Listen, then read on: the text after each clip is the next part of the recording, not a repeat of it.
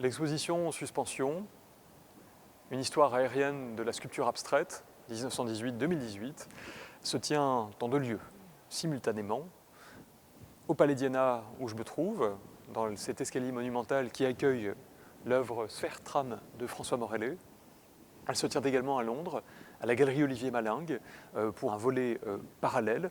Un siècle de sculpture rassemblée en quelques chefs-d'œuvre de la sculpture du XXe et XXIe siècle. L'exposition est une coproduction entre le Palais d'Iéna qui nous prête ces lieux fantastiques, mais aussi d'Olivier Malingue qui a rendu tout cela possible, ainsi que la publication d'un livre sur le sujet que j'ai eu l'honneur de signer. J'ai choisi de commencer l'exposition par les œuvres les plus anciennes dans le spectre chronologique que je cherche à couvrir, dont Marcel Duchamp, dont l'œuvre Sculpture for Traveling présente des qualités qui sont en de nombreux points opposées à l'histoire de la sculpture traditionnelle. L'œuvre que nous avons sous les yeux est une réplique de l'original fait par Duchamp, disparu. Il est fait de bonnets de bain qui ont été découpés et collés entre eux. Cette sculpture est d'un poids extrêmement réduit. Sa matière n'est plus construite et érigée du sol vers le plafond, mais elle s'affaisse du haut vers le bas. Son volume se déploie plus dans l'épaisseur que dans la rotondité. Ensuite, nous avons un ensemble d'œuvres d'Alexander Rodchenko de 1920-21. Elles sont toutes réalisées à partir d'un schéma extrêmement simple qui est la découpe d'une plaque de bois subdivisée en différents rayons, assemblés selon différents angles, de façon à former un volume à la fois tout à fait concret, réel, et en même temps virtuel, dans la mesure où ce volume n'est constitué que de plans, que de lignes, que de périmètres. La sculpture de Rodchenko ménage des passages pour le regard, permet à l'architecture qui accueille l'œuvre de transparaître au travers l'œuvre et d'offrir une vision spatialisée de son environnement. Le socle a disparu, ou alors il serait devenu invisible. La sculpture semble en lévitation. Ici, Man Ray travaille finalement sur un objet ready-made, mais pour le coup le plus simple qu'il ait pu trouver. Ces cintres que l'on trouvait dans le commerce à l'époque ne sont pas du tout représentatifs de la forme, du design de ces objets à l'époque. Il a pris les plus simples, les plus graphiques, qui se résument à une ligne courbe surmontée d'une petite section de lignes. Ces cintres, accrochés les uns aux autres, forment potentiellement une suite infinie. Sa position ici permet de mesurer l'influence qu'elle a pu exercer sur quelqu'un comme Calder, dont nous avons ici pu présenter une œuvre qui appartient au musée de Zervos, qui sort pour la première fois du musée. C'est une très belle sculpture du début des années 50, constituée d'éléments monochromes, noirs, qui ne s'apprécient réellement qu'en dessous d'elle. Ce n'est pas une sculpture qui va s'imposer physiquement, mais qui va s'offrir au regard autant qu'elle va s'y dérober. Cette logique, on la retrouve à la même époque chez un artiste moins connu que Calder, le Britannique Lynn Chadwick, qui va offrir une composition beaucoup plus systématique et très souvent inspirée d'animaux fantastiques. Impossible ici de ne pas y voir les ailes d'un oiseau ou finalement des éléments végétaux.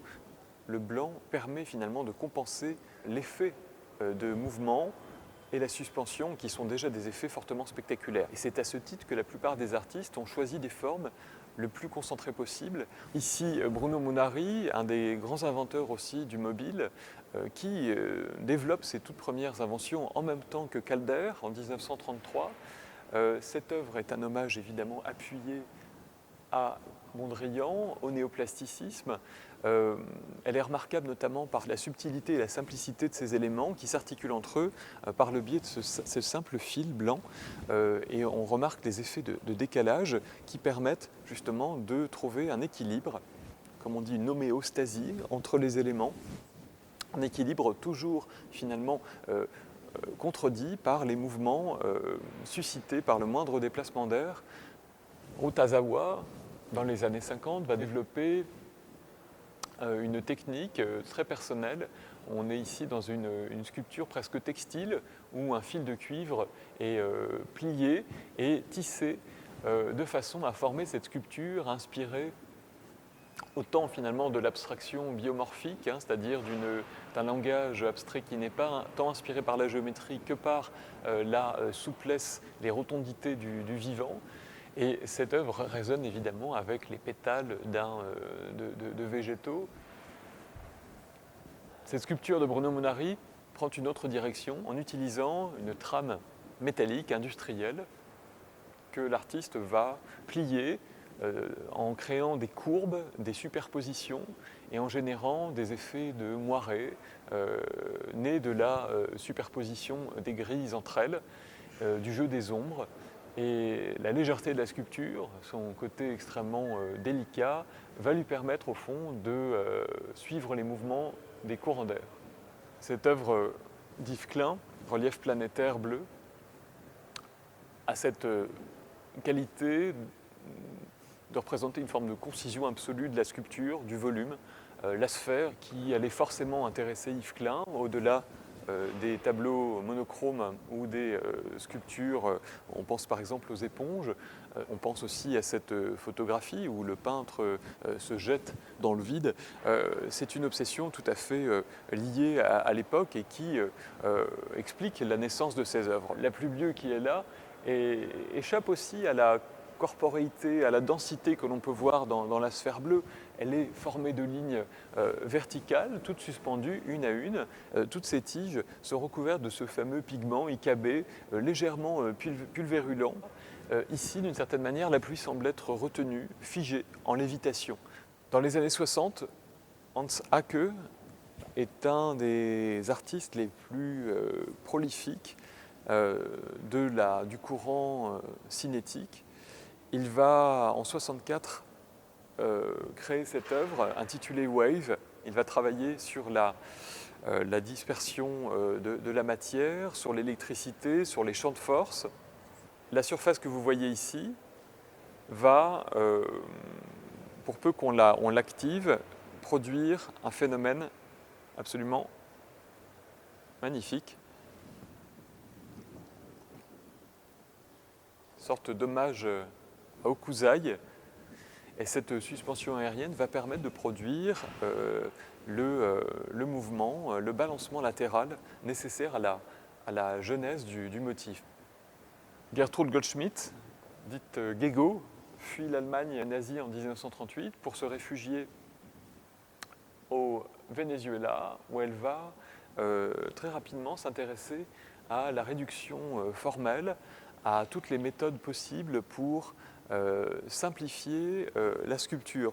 La sculpture de Gego, très rapidement, dès la fin des années 50, va être constituée de lignes, de périmètres. On ne trouvera plus de surface entre les lignes qui définissent d'habitude les plans, mais uniquement des arêtes. Cette œuvre de Carlos Cruz-Diez s'inscrit dans une histoire commencée en 1965. C'est un environnement coloré que l'artiste pense dès 1965, donc réalise pour la première fois en 1969 et produit cette œuvre en 1981. C'est la première fois qu'elle est montrée depuis et elle a pour elle d'être à cheval entre la sculpture et l'architecture. Elle a cette particularité aussi d'être pénétrable. On peut, en tant que spectateur, y évoluer et constater l'effet qu'elle va avoir sur nous. Cruz-Diez voulait qu'on soit immergé dans des bains de couleurs, mais elle va aussi immerger l'environnement dans une volonté patente de dématérialiser la sculpture, mais aussi la couleur, ce qui justifie notamment la finesse de ces plaques qui ne voudraient être qu'une pure impression rétinienne finalement, matérialisé. Cette ambiguïté entre sculpture et peinture, on la retrouve de façon caractéristique dans ce tableau exceptionnel de Daniel Buren, qui, en 1966, décide que sa peinture va quitter le châssis, le mur, c'est-à-dire le domaine de la peinture, et la toile va retrouver cette autonomie. Cette toile va être la toute première peinture-sculpture, et de cette façon anticiper la fameuse peinture-sculpture du Guggenheim en 1971. C'est une sculpture qui se regarde de devant, mais aussi de derrière. Elle est devenue une ronde bosse. Cette logique se déploie de différentes manières. Je remonte toujours dans le temps, avec des artistes comme Louis Bourgeois, dont l'abstraction est une des données de l'œuvre, dans la mesure où cette sculpture est constituée de formes oblongues, étirées, qui en réalité sont l'ultime étape d'un processus d'abstraction. Ici, ces formes représentent un couple enlacé dont les membres s'étirent, s'allongent et s'enlacent de façon à créer ce tourbillon comme ça amoureux, ce couple en fusion. Mais cette logique comme ça de forme sensuelle où le corps est absent, en tout cas de façon évidente, mais présent dans les différentes rotondités, différentes courbes, différents allongements. Comment ne pas penser à des muscles étirés, comment ne pas penser à de la peau quand on voit la matière de cette sculpture d'Ernesto Neto constituée de simples bas et de simples perles destinées à faire des colliers qui vont offrir des rôles de contrepoids et créer cet équilibre extrêmement fragile de la sculpture qui semble arrêter dans sa chute vers le sol. Cette sculpture de Jesus Rafael Soto de 1968 est une des toutes premières sculptures pénétrables qu'il ait réalisées. Inspiré par son ami Yves Klein et sa pluie bleue, ainsi que sa pluie rouge, Soto va décider d'en développer la logique en un système davantage optique, cinétique. Cette idée d'une sculpture qui n'est plus seulement offerte à l'œil, mais aussi au corps et à la peau d'une certaine manière, est tout à fait inédite. Et cette sculpture marque le départ d'environnements beaucoup plus grands, beaucoup plus architecturaux chez Soto.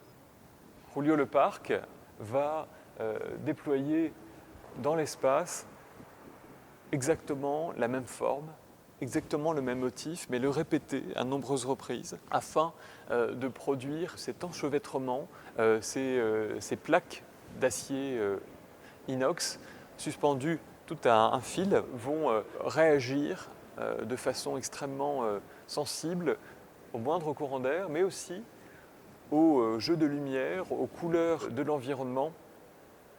À la fin des années 80, Sol LeWitt, qui à la fin des années 60 est déjà un inventeur de l'art conceptuel, un des grands acteurs de l'art minimal, va produire ces sculptures qui forment une spirale du bas vers le haut du regard, où en tournant autour d'elle, on peut suivre cette spirale qui va donner sa forme à cette sculpture constituée uniquement de petits cubes ouverts dont ne subsistent que les arêtes.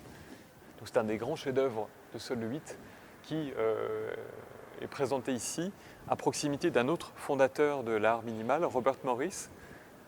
Cette œuvre tardive s'inscrit pourtant dans la logique de ce qu'il a appelé des destructeurs d'espace, c'est-à-dire des œuvres constituées uniquement de miroirs, dont les formes sont extrêmement simples, mais dont l'apparence miroitante, réfléchissante, va renvoyer l'image des spectateurs en déplacement, mais aussi l'image de l'architecture. Cette sculpture n'a pas une seule surface qui arrête la lumière, et cette œuvre change chaque jour, chaque heure, chaque minute, chaque seconde d'apparence. Xavier Veillant nous a offert ici une sculpture composée uniquement de sphères. Évidemment, l'héritage de Calder est tout à fait sensible, la référence est appuyée. Donc ici, ce gris est une des non-couleurs prônée par Mondrian avec le noir et le blanc, de façon à offrir une forme de neutralité. Léonard Antunes, comme Duchamp, avec sa Sculpture for Traveling, travaille sur l'affaissement, sur l'élasticité des formes, sur leur caractère chaotique finalement, autant que sur leur construction. Donc la sculpture est monochrome. Les éléments que l'artiste a rassemblés ici sont des lanières de cuir dont la plupart servent comme harnais pour des chevaux. Cette idée d'une sculpture qui s'affaisse, qui joue de la gravité, qui lui résiste et qui en même temps se rend à elle, est patent dans la sculpture d'Egyu Yang, composée d'un matériau extrêmement pauvre. Ici, on parle de paille de plastique tissée de façon artisanale, très rigoureuse, par des artisans coréens qui vont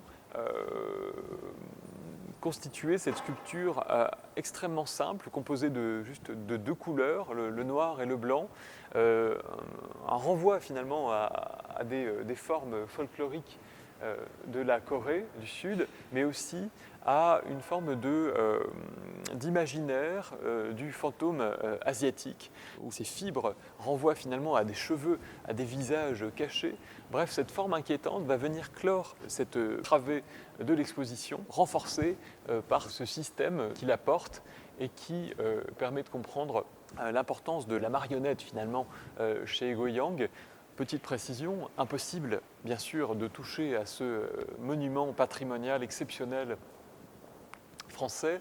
Il a fallu donc créer ces bagues et ces câbles. Ce système permet d'accrocher autant les sculptures les plus massives, les plus pesantes, que les plus légères. On pense à cette sculpture de Joel Shapiro, un sculpteur américain de cette tendance du minimal art, mais chez qui la figure humaine est toujours présente. Et ces sculptures pourtant abstraites résonnent sciemment chez l'artiste de la figure humaine. Ici, impossible de ne pas voir un corps fait avec ce qui pourrait être des débris, assemblés tout simplement avec un pistolet à clous qui laisse comme ça les pointes hérisser les surfaces peintes de façon extrêmement rapide par l'artiste en laissant apparaître toutes les irrégularités du bois, les coups de pinceau. On retrouve cette logique d'articulation avec le corps, d'articulation avec l'espace. Ici, on peut non seulement tourner autour de la sculpture, mais passer en dessous. Olafur Eliasson, dont on connaît davantage des structures géométriques suspendues, héritées de Rodchenko, a produit pour cette exposition une œuvre constituée d'une section de troncs d'arbres qui était en fait du bois flotté, un bois retrouvé sur des rives qui s'est à mesure totalement desséché et que l'artiste a sculpté de façon à produire un biseau qu'il a recouvert de peinture pour créer en anamorphose une rose des sables ou rose des vents qui renvoie finalement à la propriété magnétique de la sculpture. Elle est équipée en effet d'un aimant très puissant qui va aligner cette sculpture fixée à un seul fil vers le nord magnétique. Arthur Lécher a produit cette œuvre spécialement pour l'exposition, lui aussi. Elle a ceci de particulier que d'être la plus légère, la plus immatérielle de toutes. Elle traduit la compréhension de l'artiste des enjeux de la sculpture suspendue, qui est justement d'échapper à la gravité, ou plutôt de jouer avec elle, mais aussi finalement de ne pas sacrifier pour autant les effets visuels. Les fils qui la constituent sont des filins, des fils de pêche extrêmement fins, verts, qui servent en fait à la pêche au gros et qui vont offrir un jeu comme ça visuel de vibration tout à fait soutenu, en dialogue encore une fois avec la Tour Eiffel, en dialogue avec Soto qui est à proximité, en dialogue avec un artiste comme Sol LeWitt, mais aussi avec cette œuvre d'Anthony Gormley constituée uniquement de cubes dont ne subsistent que des arêtes, des cubes de différentes tailles qui vont être assemblés entre eux non pas par soudure mais par boucle. Cette sculpture, si elle s'affaisse, va offrir un tas. Quand on la relève, elle offre une forme extrêmement articulée qui, comme chez Chapiro, est sous-tendue par une figure, en l'occurrence le corps de l'artiste, suspendu cette fois-ci par les pieds. C'est une sculpture abstraite, mais qui, comme beaucoup, n'attend qu'une clé pour en comprendre l'origine. Cette idée de la suspension, on l'a retrouvée chez Buren dès 1966, mais elle est encore patente dans son œuvre. Cette forme circulaire, qui renvoie à l'histoire de la peinture, au tondo, est constituée de ce motif de bande qu'il instaure au milieu des années 60, les bandes de 8,7 cm que l'on va retrouver dans toute son œuvre. Et cette spatialisation, elle passe par le biais de cette forme circulaire. Le parcours de l'exposition se termine sur une œuvre que je voulais extrêmement synthétique, significative de cette réduction formelle, poursuivie par certains artistes. Cette sculpture de Kerry Twin Evans va utiliser la lumière, cette lumière qui évidemment caractérise le luminaire tout simplement, qu'on appelle même parfois suspension. Et la réduction, la concentration de cette forme permet d'éviter la référence à la fonctionnalité du luminaire. Et cette forme extrêmement synthétique permet d'une certaine manière de clore le parcours, notamment par sa position devant ces surfaces bétonnées de l'architecte. La géométrie est partout dans cet édifice. Elle est parfois symbolique chez lui. Le nombre d'or se retrouve à différents endroits. Cette articulation des espaces est d'une certaine manière amplifiée par le positionnement des sculptures dans un dialogue constant. Le livre publié chez Skira sur le sujet permet au fond de développer ces enjeux de façon plus large, notamment en examinant les antériorités de ce genre et d'en examiner donc la genèse et les développements jusqu'à nos jours. Évidemment, cette histoire n'est pas terminée, je n'en ai examiné qu'un fragment. La plupart des artistes, ou presque, ont travaillé cette question de la suspension. Duchamp lui-même, quand il la développe dans son œuvre, part d'une logique très simple. Son atelier est petit et il décide d'utiliser, comme finalement le ferait un boucher dans une boutique, il décide d'utiliser des crochets pour libérer le sol, les murs de ces sculptures. Et c'est tout doucement qu'il comprend que c'est une façon aussi d'aller à l'encontre de cette idée du socle, de récuser finalement cette conception traditionnelle de la sculpture comme reposant sur le sol, reposant sur un socle. Au fond, il instaure une sculpture hors sol.